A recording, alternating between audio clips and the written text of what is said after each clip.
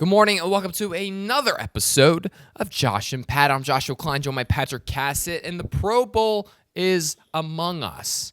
And every year, people look at the Pro Bowl and they think, wow, this is the best. This is so fun. But we decided that we're actually going to somehow try to make it better. Because obviously in the beginning of the Pro Bowl, we decided we're like, hey, the week after the Super Bowl, we're going to take the best guys in the league and we're going to put them against each other and make them play football. An extra game, which, every player wants to play at the end of the offseason. And then they're like, no, we're going to make it build up to the Super Bowl. They move it the week before, and they're still saying, let's go at it. And then turns out guys got a little bit smarter, and they realized, hey, maybe we don't want to be hitting each other as hard as we can when we're getting paid absolutely nothing to do this. So they say, we're out. They change it to flag football, and now it sucks. So we are going to actually try to make this game meaningful. Again, Patrick and I have a few ideas. First, what I think we should do. Well, Josh, and you kind of heard me say this before. Let's fix the Pro Bowl again. I think this is what we do. I think we take the two worst teams and we put them against each other and they play for the number one pick. Now, Patrick, people are going to say this is unfair because it's like one team could be really bad. Well, how about this, Josh? Panthers have the number one pick, but they don't because they traded it. So do they have to play? Right. Yes. Oh, that's a great point because think about this. Because then do they intentionally lose that game to screw Chicago? Exactly. Which then makes it interesting or does Chicago have to step up and they're like, okay, we got to go in there. We got to make sure that we get the number one pick. Okay. Could you imagine Commanders fans though? Imagine Commanders fans because they'd be rallying. They would be going, we got a chance to get the number one pick. Right. And I do think we should actually make it, if you trade, you play in that game. Now, the only issue is, I guess, if you're you're going to trade it and then you still haven't traded it yet and then you kind of can play in a meaningless game, but we're fine with it. Yeah, but Josh, we'll let that play out. Josh, imagine how electric that is that you would have the Bears playing for the number one pick with Justin Fields as their quarterback trying to get the number one pick so that he can be traded to another team. I mean, that sounds like a win-win situation for him.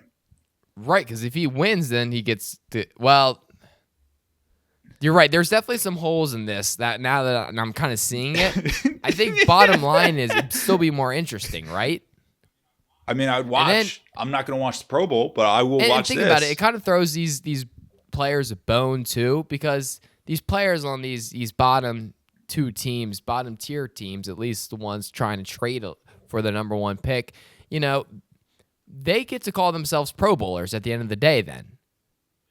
They would all make the Pro Bowl. Right. That is and that gives them a little accolade that they wouldn't have had before because they aren't a bad team. They suck. Right. Like friend of the show, Cameron Cheeseman, he's the long snapper of the Washington Commanders. I don't think he knows the show exists, but somehow he follows me on Instagram. Nice. And so, he would be a Pro Bowler. Right. So then I think we make some great points there. So that's how I think. Do you have anything that you think would really radically change the Pro Bowl or?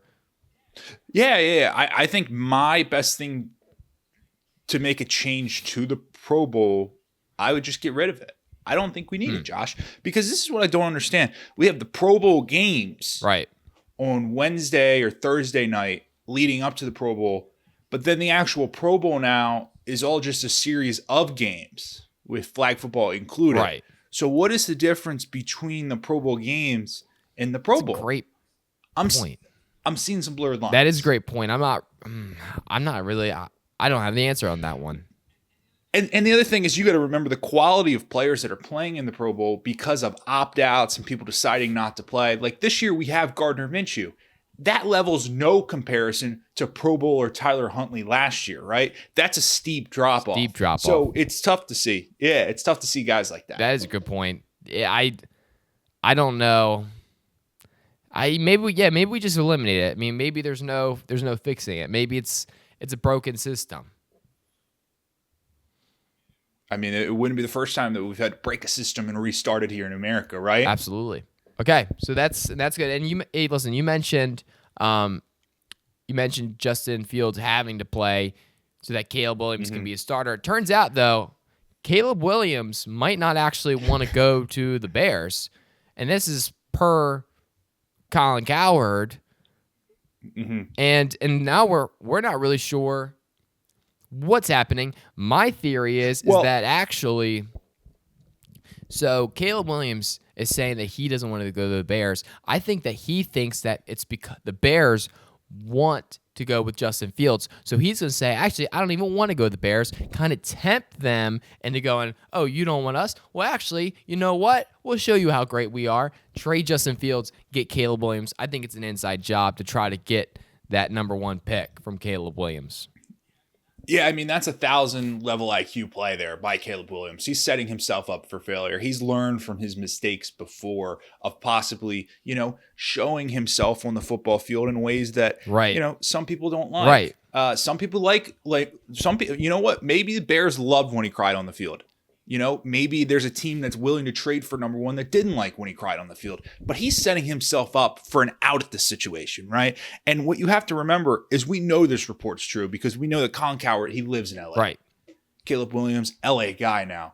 And not only did Colin Cowherd report that Caleb Williams doesn't want to go to Chicago, he said Caleb Williams and his group doesn't want to go to Chicago. So, I mean, you're adding, if I know anything from the show Entourage on HBO, if the group doesn't want a part of it, Caleb's not going. Yeah. I mean, that's a great point. Now, we'll say the group probably wants to go where he's going to make the most money, right? That probably directly benefits the group the most. But let's put it like this, Josh. If they can get Chicago to trade that pick so that there's a new number 1 in town and say, it's a team that's in a lot better area of the country or like a way cooler organization, say that maybe like the Seattle Seahawks with a new head coach. Hey, maybe that's a much better place to be. No, Seattle would never go, though. They got Geno. Well, he's a bridge guy. We know Geno's a bridge guy. No. I mean, they pay him $25 million for a reason. He's a franchise guy. Well, he's a little old to be a franchise guy. No, Josh. Geno's a franchise guy. Tom Brady played till he's 40. 45. What? 45. That's crazy. Yeah. Okay. Hey, good. So Flacco's still got some years in him, potentially. Dude, he's got 6 left. He's got 6 years left. Okay. Well, that's gonna be interesting to see what happens in Cleveland there. Yeah, I don't know what Caleb Williams does. I'm a little bit out on Caleb Williams, to be honest with you. I was really high on him at one point. Now I'm like, dude doesn't win games. He doesn't win games. I'm actually back in on Caleb Williams. I think there's been so much negative discourse that I'm like, wait, we're overthinking it. This guy's good. And so I'm back in on him. No, I think he's Trevor Lawrence 2.0. Good enough to get you to the playoffs. And I think that would do wonders for Bears fans. No. That's not what Trevor Lawrence stands for in my brain. Well, he was. But you got to imagine Trevor Lawrence was in a tough position because when he was in college, a lot of pressure was put on him because he had to follow what Dabo Sweeney called the Michael Jordan of football. And that's a stand-up guy to Deshaun Watson. So imagine how much pressure was put on him from the start. Right. All good points. All good points. So speaking of Dak Prescott, which, by the way, that's what people are calling Caleb Williams. I mean, they're calling him just Dak Prescott. Dak Prescott posted an interesting graphic on his Instagram.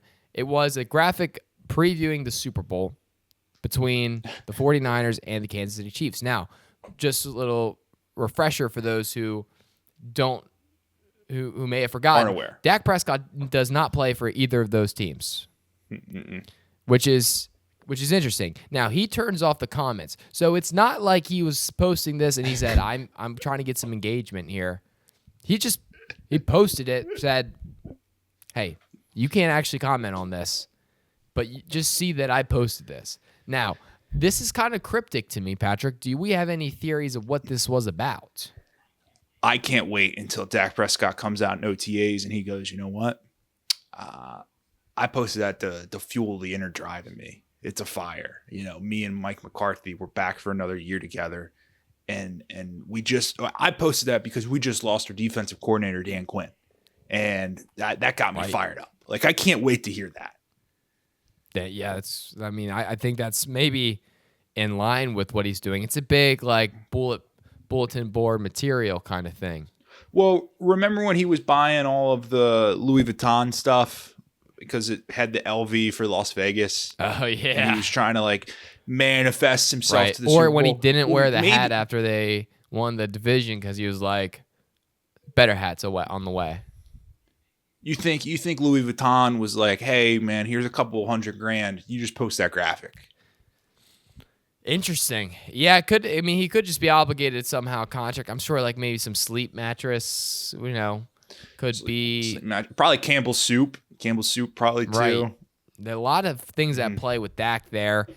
He posts the graphic and he's gonna use that sometime down the road. We don't know when. He might post the graphic every year. Maybe he's just gonna start previewing every game. Maybe he's like, hey, I'm watching this game just so you guys know. Yeah, next thing you know, he'll be live tweeting on LinkedIn like RG3. That's an all-time move by RG3. I really do like that. Yeah. So moving on, we got Baker Mayfield could make upwards of $40 million this offseason. Now, how does that work? Is that in his contract? He doesn't have a contract, so I think that's wishful thinking. Oh, okay. Gotcha. So he's trying to get that contract with the Bucs. He's trying to get that 40. Here's the thing. I look at Geno Smith and I look at Baker and I go, they're kind of the same thing, right? Well, Geno, he only makes $25 million.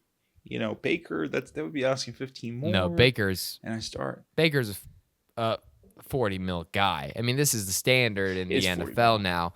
And to be honest with you, if you had to just it's this simple math, Patrick, I don't know why you're missing it. Deshaun Watson is going to be making upwards of $68 million this year. Deshaun Watson has not won the Browns a playoff game. Baker Mayfield has won the Browns a playoff game. So if you do some simple philosophy, if A equals B and B equals C, then A has to equal C. We know and then carry that the Baker one. Mayfield should be making upwards of what he's really worth, probably $68 million. That's what the NFL tells us. But he'll probably settle for 40 because he likes to stay at home with the Bucs. It's a good fit for him there.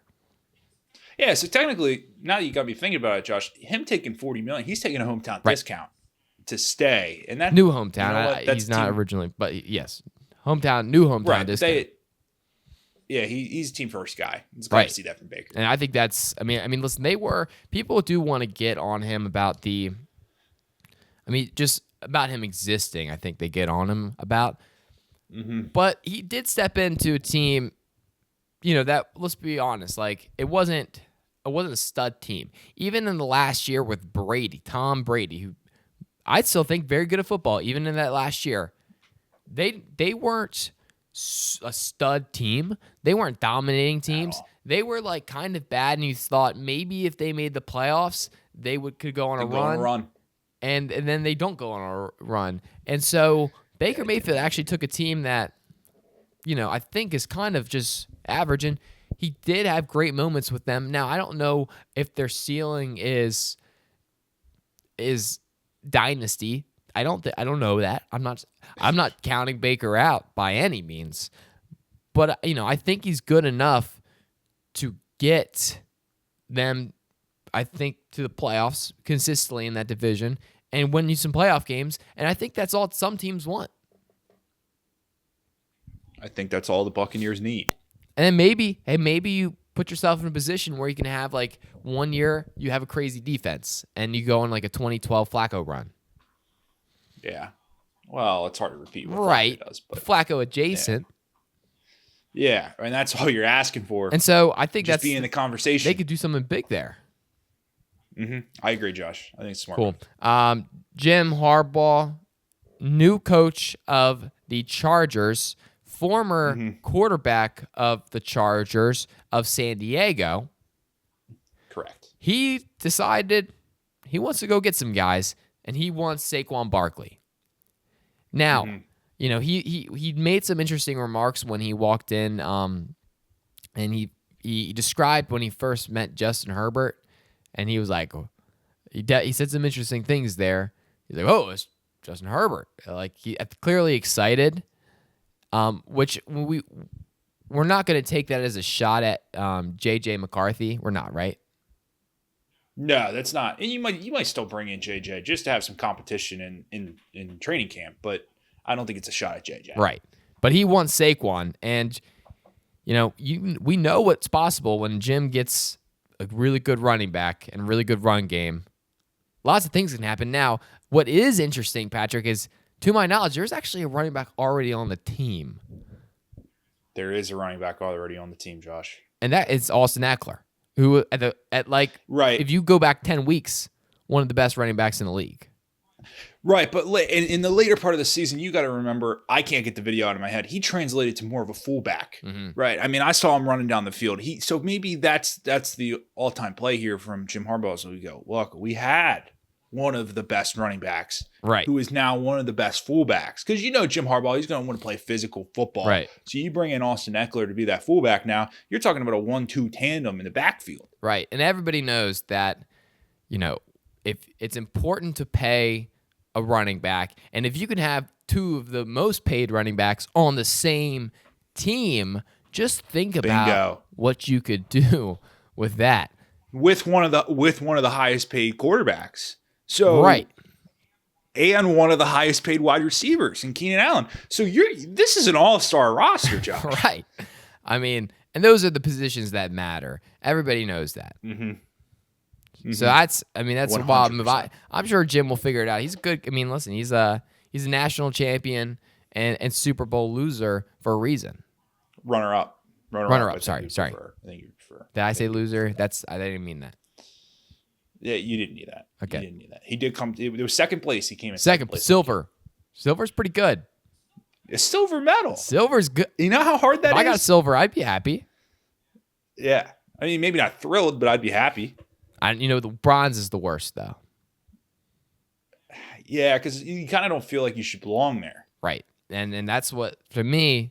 Unless you won like third place game. If you won the third place game, then it's like, I guess I kind of do. What's the worst pick, Patrick, in the draft? 30 or 31? What would you rather be? I'd rather be the 30th pick. Yeah, me too. 31's the worst pick. 31's worse than 32. Yes. But 30's better than 31. Yeah. 31's a tough one. 31's a tough one. Cool. Chip Kelly's coming back. Chip Kelly. Maybe. Former coach of the Eagles. And 49ers. He was there for a minute. Right, it was the Niners, right? Yeah. I do believe so, but I'm bad with history. He's actually decided to come back to the NFC East. He's going to be the defensive coordinator of who definitely would be the offensive coordinator of the Commanders. Yes, they're putting an all-time revenge tour team together, right? So you bring in Dan Quinn, comes from the Cowboys. Now he's the head coach, and people forget, Josh, Dan Quinn has his stomping grounds in Maryland, right? Okay. I mean, he's a Salisbury University alum, and that university is famously known for the reason why Michael Phelps got a DUI in the early 2000s. So he comes from that spot in the country, and now he's back in the NFC East. Right. And now you're bringing back another former NFC East head coach. I mean, this is an all-time revenge tour. Right. I mean, I see it all coming together. Now, former preseason Super Bowl champions didn't really pan out in the regular season. There's a lot changing in that building. They're building a new stadium. There's rumors that there's going to be a new name. You got Magic Johnson cutting previews on Twitter, and it's a lot happening in that building. A lot of noise. After they fired a coach who's really only been there a year. Yeah, he's only a Commanders coach for like a year and some change. So Yeah, it's gonna be some interesting transition time there. I'm not sure what happens to that building. Personally, if I was a fan, I'm optimistic that things are gonna get better because they can't really get worse. I just wonder if Dan Quinn, if Chip Kelly, if those guys are gonna be really committed to what the former regime was committed towards. And I don't know if that's gonna be the case. Yeah, I'm not positive there because they're not going to have a guy like Eric Bieniemy around, right? And that's going to be tough. Where's he going, by the way? I think he's jobless. So you're telling me right now there is the following people are jobless. Eric Bieniemy, aka the mastermind behind the Chiefs offense. Right. Bill Belichick, the mastermind Greatest behind the 6-time Super Bowl winning Patriots. Mm-hmm. And who we got another guy out there who Mike Vrabel. Mike Vrabel. How does he not have a job? Dude, can you feels like people are just overthinking this. So if I'm the Houston Roughnecks, I'm going out, I'm getting Bill Belichick head coach. Okay. I'm going out, I'm bringing him in. And then I'm saying Eric Bieniemy, you're calling the offense, and I'm saying Vrabel, you're calling the defense. We're going on the most insane all-time sickest XFL run of all time. Oh, by the way, or AFL. By the way, UFL. Josh, Sorry, it's a UFL. UFL. By the way, congrats to Joe Flacco's brother, Tom Flacco, just signed a contract with the UFL. So the Flacco legacy. I thought he was playing baseball. You can watch him in. Tom, I don't know. I don't know. Tom is like he was. I'll tell you what, he was lighting up at Towson a few years ago. Which Joe's brothers? Oh, you're thinking Mike. You're thinking Mike Flacco. Mike Flacco. Don't get confused with Mike. Got it. He was playing some minor. He was going and playing some minor league ball. I'll tell you what, and I don't know how far he was going to get, but I'll tell you what, Mike, he was putting in that effort. Yeah. I saw him putting in that effort with my own eyes. Saw firsthand. Yeah. Yeah. I remember we did. I was at the Shorebirds guys. It's our minor league team here. Single A, Delmarva. long season. It's the Orioles Single A. Long season. Right. Yep. And so I actually went to the Shorebirds camp one year for baseball. Wow. It was very fun. We got to go. We would play on the field, and then we would, we eat in the clubhouse. They had these great lunches. It was awesome. and one of the people working the camp was Mike Flacco. And I kind of felt so bad for that guy because every other player in the kids' minds was like, okay, this dude's a Major League Baseball player. Except for Mike Flacco. All he was Joe Flacco's brother. And every time he got asked a question throughout the week, it was, so, like, Joe, like, what's he like? And you could tell, like, he handled it so well. But, like, you could tell he was just, like, by, like, the fourth day at camp. And, like, every time there's been, like, any Q&As, it's every question directed at him has been about Joe Flacco. Hey, so what's it like to have your brother like be a quarterback? Yeah, like, every I single guess one. pretty And cool. he was just like, I could just tell you, like, this guy's over it. Poor Mike. I hope he's doing well today. I hope he's doing really great. I'm sure he's like slinging insurance, or like for the high baller insurance. High end. Like he's not high he's end selling in New insurance Jersey. to like the big guys. Well, there's a good chance because Joe owns a couple car dealerships. Maybe Mike's running them for him. That's a lucrative business. Yeah, exactly. So he's actually doing better than probably half the people watching this video, which is us too. Right. Yeah, that's great. Josh and Pat updates. Patrick, anything happening? Yeah, no. I mean, we'll keep it short and quick. Catch me on the radio station here in Athens shortly, which will be very funny. We'll get into more of that on another episode. You're there. And you're on it. Well, I haven't signed on the dotted line yet, but that's right. Where I got it sent over. So I got to review. That's good. Hey, get the red lines in. Get really collaborate. Get things going. I like that. Really, no updates 100%. from me. I'm kind of just